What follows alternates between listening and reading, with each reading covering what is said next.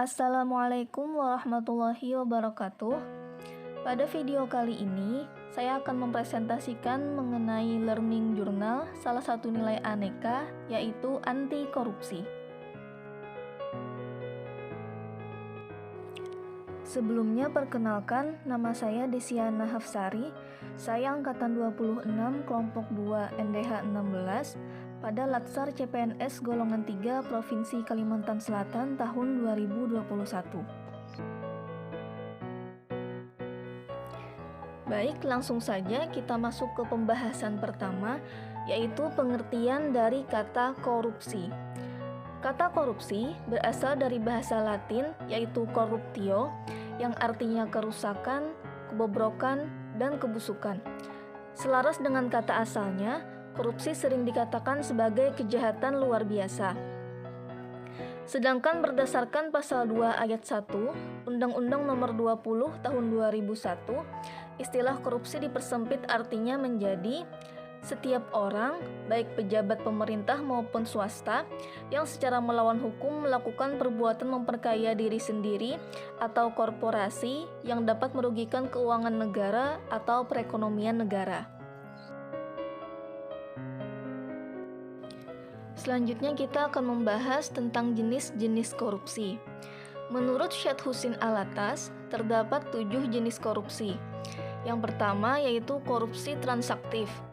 Korupsi transaktif adalah korupsi yang menunjukkan adanya kesepakatan timbal balik antara pihak yang memberi dan pihak yang menerima demi keuntungan bersama.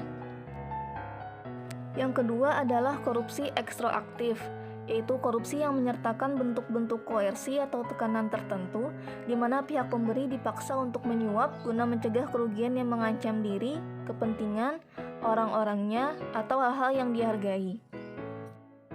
Yang ketiga ada korupsi investif, yaitu korupsi yang melibatkan suatu penawaran barang atau jasa tanpa adanya pertalian langsung dengan keuntungan bagi pemberi. Selanjutnya ada korupsi nepotistik, yaitu korupsi berupa pemberian perlakuan khusus kepada teman atau yang mempunyai kedekatan hubungan dalam rangka menduduki jabatan publik. Yang kelima ada korupsi autogenik, yaitu korupsi yang dilakukan individu karena mempunyai kesempatan untuk mendapat keuntungan dari pengetahuan dan pemahamannya atas sesuatu yang hanya diketahuinya sendiri. Yang keenam, korupsi suportif, yaitu korupsi yang mengacu pada penciptaan suasana yang kondusif untuk melindungi atau mempertahankan keberadaan tindak korupsi. Dan yang terakhir adalah korupsi defensif, yaitu suatu tindak korupsi yang terpaksa dilakukan dalam rangka mempertahankan diri dari pemerasan. Berikutnya, ada yang disebut dengan tindak pidana korupsi. Tindak pidana korupsi adalah suatu tindakan melawan hukum dengan maksud memperkaya diri sendiri, orang lain, atau korupsi yang berakibat merugikan negara atau perekonomian negara. Tindak pidana korupsi pada dasarnya dikelompokkan ke dalam 7 kelompok pidana korupsi. Berdasarkan Undang-Undang Nomor 31 Tahun 1999, JO Undang-Undang Nomor 20 Tahun 2001, yaitu yang pertama, merugikan keuangan negara, yang kedua, suap menyuap, yang ketiga, penggelapan dalam jabatan, yang keempat, pemerasan, yang kelima, perbuatan curang, yang keenam, benturan kepentingan dalam pengadaan barang dan jasa, dan yang terakhir adalah gratifikasi. Sekarang kita masuk ke pembahasan utama kita, yaitu tentang anti korupsi. Anti korupsi adalah sikap dan perilaku untuk tidak mendukung adanya upaya untuk merugikan keuangan negara dan perekonomian negara. Dengan kata lain, anti korupsi merupakan sikap menentang terhadap adanya perbuatan korupsi. Lalu, bagaimanakah caranya agar kita bisa menumbuhkan sikap anti korupsi di dalam diri kita? Hal pertama yang harus dilakukan adalah dengan mendekatkan diri dan senantiasa ingat dengan Tuhan. Spiritual accountability yang baik akan menghasilkan niat yang baik, yang akan menghasilkan visi dan misi yang baik. Selanjutnya akan diterjemahkan dalam usaha yang terbaik untuk mendapatkan hasil terbaik. Hubungan konsekuensi tersebut idealnya dapat menjamin bahwa pemilik spiritual accountability yang baik akan mendorong public accountability yang baik pula, dan tentunya tidak akan tergerak dan mempunyai niat sedikit pun untuk membuat kerusakan, termasuk di dalamnya adalah melakukan korupsi.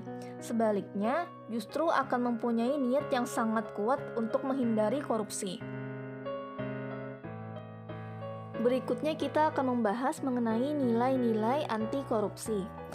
Nah, selain mendekatkan diri kepada Tuhan Yang Maha Esa, perlu adanya penanaman dan implementasi nilai-nilai anti korupsi sebagai upaya membentengi diri kita dari perilaku korupsi.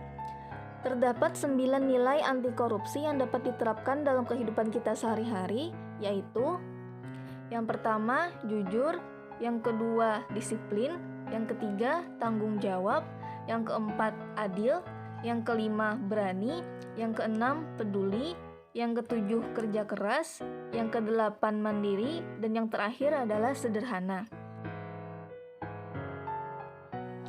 Pembahasan kita yang terakhir yaitu mengenai penerapan nilai-nilai anti korupsi.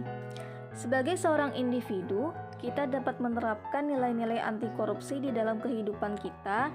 Caranya antara lain, yang pertama dengan senantiasa mendekatkan diri kepada Tuhan agar selalu ingat bahwa perbuatan korupsi itu adalah salah dan kita bisa terhindar dari perbuatan tersebut. Lalu yang kedua adalah dengan selalu menanamkan dan menerapkan nilai-nilai anti korupsi dalam diri, yaitu jujur, disiplin, tanggung jawab, adil, berani, peduli, kerja keras, mandiri, dan sederhana, baik itu di lingkungan keluarga, sekolah, masyarakat, maupun di lingkungan kerja. Lalu sebagai seorang ASN, kita juga harus selalu menerapkan nilai-nilai anti korupsi. Contohnya antara lain dengan selalu jujur dalam berkata, masuk kerja sesuai dengan jam kerja yang telah ditentukan, bertanggung jawab atas tugas yang diemban, dan bekerja keras untuk menyelesaikannya agar hasil yang diperoleh bisa maksimal. Berlaku adil kepada siapapun, peduli terhadap orang yang memerlukan bantuan, dan berani membela yang benar dan kontra terhadap perilaku yang salah. Mungkin hanya ini yang dapat saya sampaikan. Semoga video ini bisa bermanfaat bagi kita semua, dan semoga kita semua bisa selalu terhindar dari perbuatan korupsi. Say yes to prestasi, say no to korupsi. Terima kasih. Wassalamualaikum warahmatullahi wabarakatuh.